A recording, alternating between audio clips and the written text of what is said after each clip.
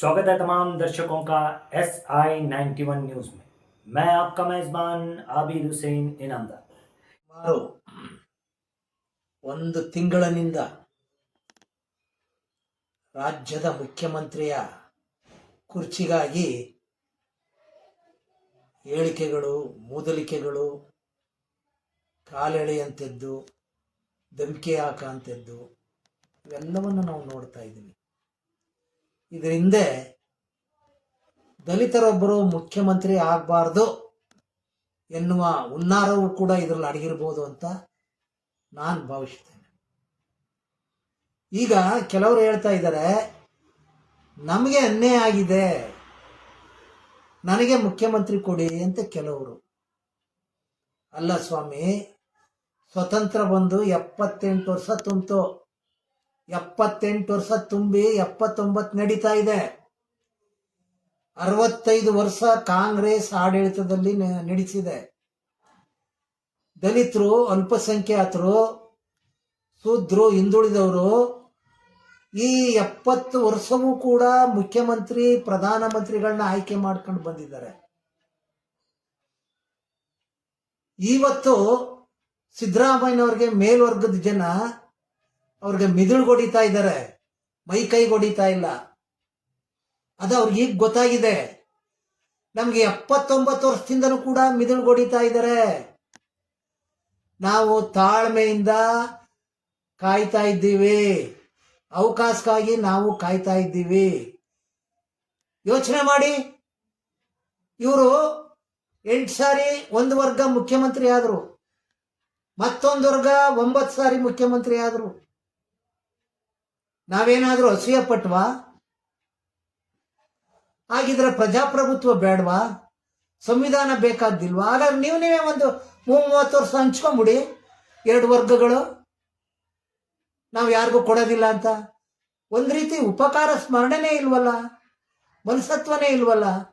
ಅಲ್ಲ ಸ್ವಾಮಿ, ನಾವು ಮುಖ್ಯಮಂತ್ರಿ, ಪ್ರಧಾನಮಂತ್ರಿ ಆಗಂತ ಮತಗಳಿದ್ದು ನಾವೇ ಮತ ಕೊಟ್ಟು ಮುಖ್ಯಮಂತ್ರಿ, ಪ್ರಧಾನಮಂತ್ರಿಯನ್ನ ಮಾಡಿ ಉಳಿಯೋಷ್ಟು ಮತಗಳು ನಮ್ಮಲ್ಲಿವೆ.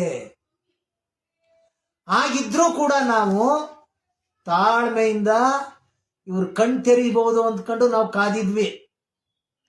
ಈಗ ಏನ್ ಮಾಡ್ತಾ ಇದ್ದೀರಿ ನೀವು? ನಮಗೆ ಮುಖ್ಯಮಂತ್ರಿ ಕೊಡಿ, ನಮಗೆ ಮುಖ್ಯಮಂತ್ರಿ ಕೊಡಿ. ಹಾಗಾದ್ರೆ ನಾವ್ ಎಲ್ಲಿ ಹೋಗ್ಬೇಕು? ಸಿದ್ದರಾಮಯ್ಯನವರೇ, ನಿಮ್ಗೆಲ್ಲ ಸೇರ್ಕೊಂಡು ಮೈ ಕೈ ಹೊಡಿತಾ ಇಲ್ಲ, ಮಿದುಳು ಹೊಡಿತಾ ಇದ್ದಾರೆ. ಅರ್ಥ ಮಾಡ್ಕೊಳ್ಳಿ. ವೀರೇಂದ್ರ ಪಾಟೀಲ್ಗೆ ಏನಾಯ್ತು? ದೇವರಾಜ ಅರಸುಗೆ ಏನಾಯ್ತು? ಬಸಲಿಂಗಪ್ಪನವ್ರು ಏನ್ ಮಾಡಿದ್ರು?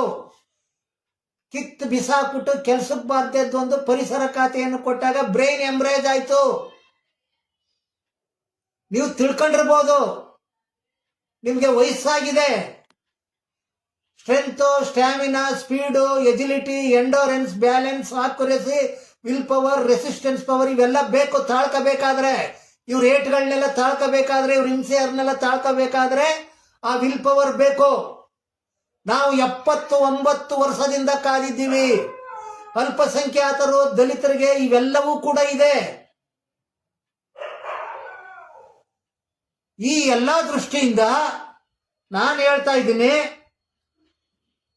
ನೀವು ಗಂಭೀರವಾಗಿ ಈ ಜನಾಂಗದ ಋಣ ತೀರಿಸ್ಬೇಕು ಅಂದ್ರೆ, ನಾನು ಇಲ್ಲಿ ಲೀಡರ್ಗೆ ಹೇಳ್ತಾ ಇಲ್ಲ, ನಾನು ಹೇಳ್ತಾ ಇರೋದು ಮಲ್ಲಿಕಾರ್ಜುನ ಖರ್ಗೆ ಅವ್ರಿಗೆ, ಸುರ್ಜೇವಾಲಾ ಅವ್ರಿಗೆ, ವೇಣುಗೋಪಾಲ್ರವ್ರಿಗೆ, ಪ್ರಿಯಾಂಕಾ ಗಾಂಧಿಗೆ, ರಾಹುಲ್ ಗಾಂಧಿಗೆ ಹೇಳ್ತಾ ಇದ್ದೀನಿ ನಾನು ಗಂಭೀರವಾಗಿ. ಇದು ಎಚ್ಚರಿಕೆ ಮತ್ತು ವಿನಂತಿ. ನೀವು ಕೊಡಿ ಇವ್ರಿಗೆ, ಇವರ ಋಣಭಾರ ನಿಮ್ಮ ಮೇಲಿದೆ, ಅದನ್ನ ತೀರ್ಸ್ಕೊಳ್ಳಿ.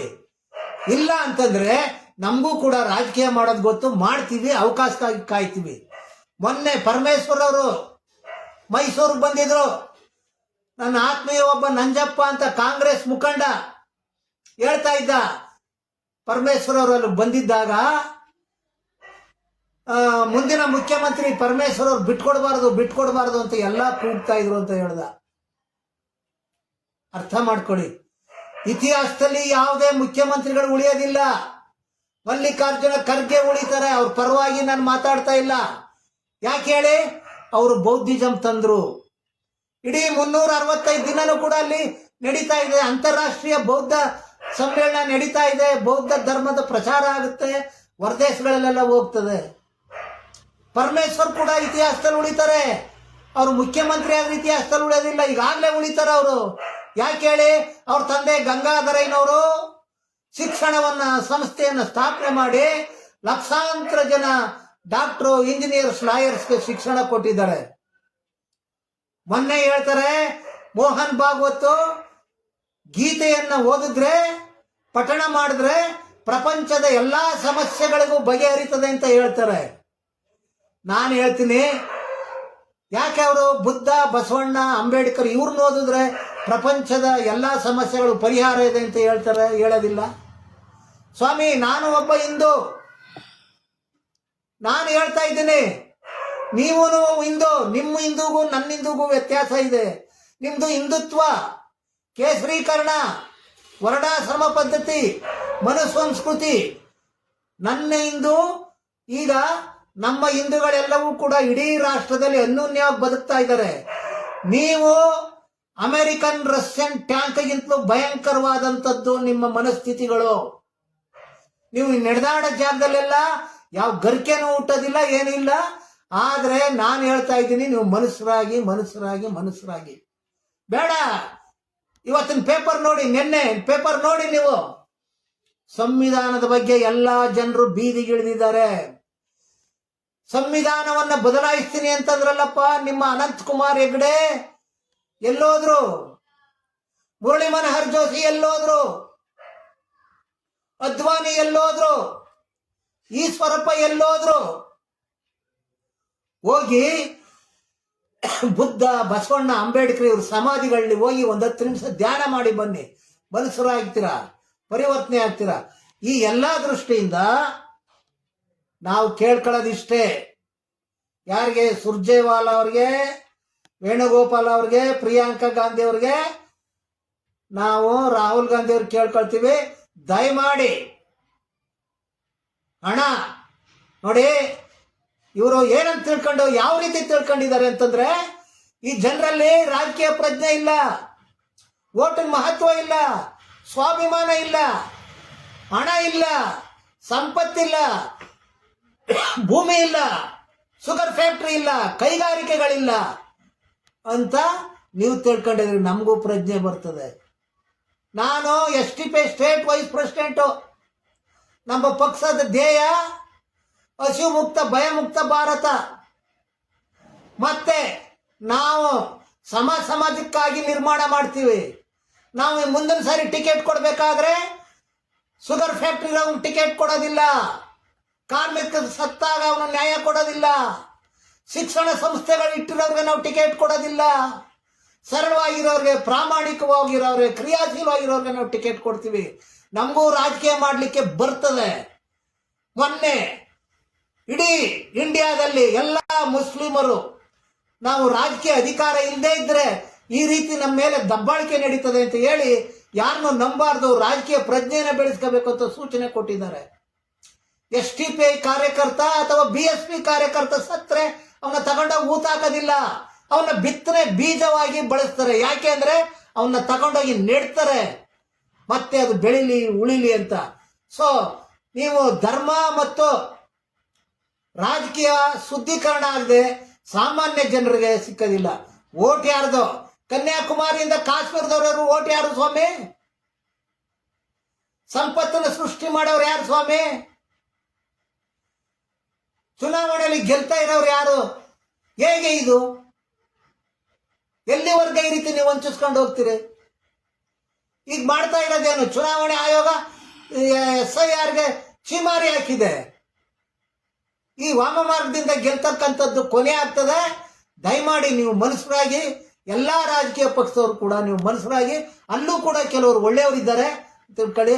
ಸಿದ್ದರಾಮಯ್ಯನವರೇ, ನೀವು ಆ ಕಾಂಗ್ರೆಸ್ ಬಿಟ್ಟು ಬನ್ನಿ, ಅಲ್ಲಿರೋವರೆಗೂ ನಿಮ್ಗೆ ಇಲ್ಲ ಅಂತ. ಜಗಜೀವನ್ ರಾಮನ್ನೇ ಅವರು ಸೋಲಿಸ್ತವ್ರು, ಅವಕಾಶ ಕೊಡ್ಲಿಲ್ಲ. ನನಗಿಂತ ಹೆಚ್ಚು ನಿಮಗೆ ಚೆನ್ನಾಗಿ ಗೊತ್ತು, ಕಾಂಗ್ರೆಸ್ ಪಕ್ಷ ಯಾವತ್ತು ಬಳಸ್ಕೊಂಡು ಬಿಸಾಕುತ್ತೆ. ಅದನ್ನೇ ಅವರು ಮುಂದುವರಿಸ್ತಾ ಇದ್ದಾರೆ. ಈ ಸಂದರ್ಭದಲ್ಲಿ ಎಲ್ಲರೂ ಕೂಡ ನೀವು ಋಣಭಾರ ತೀರಿಸ್ಬೇಕು ಅಂತಂದ್ರೆ ನೀವು ದಲಿತರಿಗೆ, ಅಲ್ಪಸಂಖ್ಯಾತರಿಗೆ ಮುಖ್ಯಮಂತ್ರಿ ಪದವಿಯನ್ನ ಕೊಡಬೇಕು. ಮೇಲ್ವರ್ಗದವರು ಅವ್ರ ಮೇಲೆ ಋಣಭಾರ ಇದೆ.